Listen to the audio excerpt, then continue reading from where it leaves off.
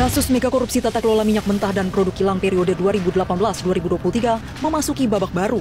Rabu 26 Februari 2025, Kejaksaan Agung menetapkan Direktur Pemasaran PT Pertamina Patraniaga Maya Kusmaya dan VP Trading Operation PT Pertamina Patraniaga Edward Corner sebagai tersangka. Dengan penetapan dua petinggi PT Pertamina Patraniaga itu, total ada 9 tersangka dalam kasus yang ditaksir merugikan negara hingga 1 kuadriliun.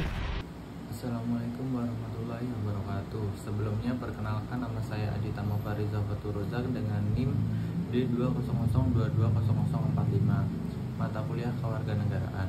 Di video kali ini saya akan membahas tentang kasus korupsi di PT Pertamina yang terjadi di Indonesia saat ini.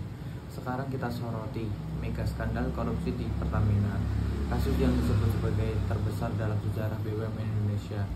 Terdapat dugaan praktik manipulasi impor minyak mentah, pencampuran BBM subsidi, hingga penyalahgunaan tender dengan kerugian negara diperkirakan mencapai 193,7 triliun hanya untuk tahun 2023 dan bisa membengkak hingga 968,5 triliun jika modus berlarut sejak 2018.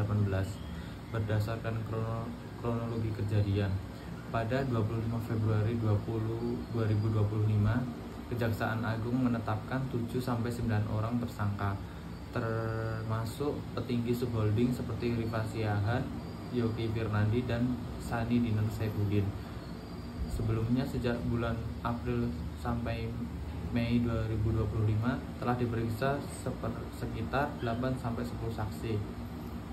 Berdasarkan dari internal Pertamina, anak usaha, hingga mitra KKKS, terdapat modus maladministrasi seperti impor minyak mahal, menolak crude domestik, serta pencampuran RON 90 digadung RON 92 agar subsidi mengalir ke produk non-subsidi. Tim penyidik Kejagung juga dikirim ke Singapura untuk memanggil 22 entitas guna melengkapi bukti atas manipulasi impor.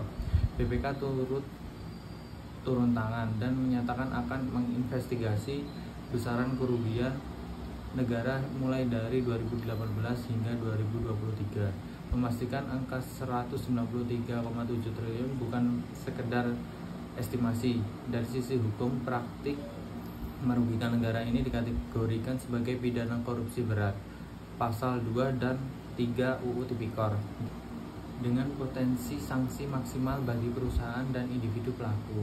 Dampak dan tanggapan publik.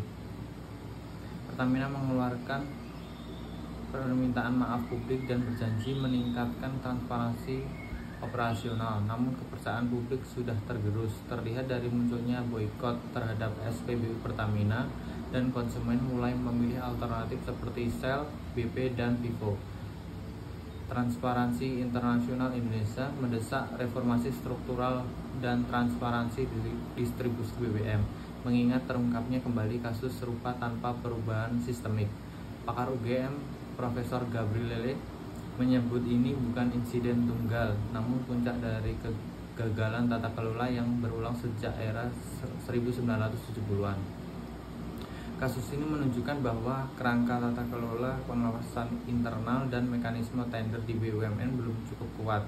Jika tak ada reformasi menyeluruh, penegakan hukum hanya akan seperti mengganti pemain, bukan mengganti sistem. Tantangan selanjutnya, audit total yang independen, transparansi penuh pasar BBM, dan perlindungan whistleblower agar mafia, migas, dan markup subsidi tidak lagi bisa berlindung di balik birokrasi.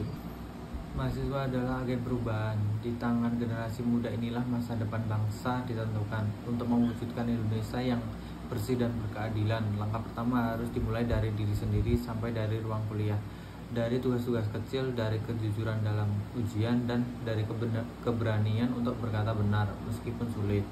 Mari kita bangun budaya jujur dalam setiap tugas, ujian, dan interaksi akademik, anti korupsi dengan tidak membenarkan kecurangan sekecil apapun, berintegritas dengan menjadi pribadi yang konsisten antara kata dan perbuatan.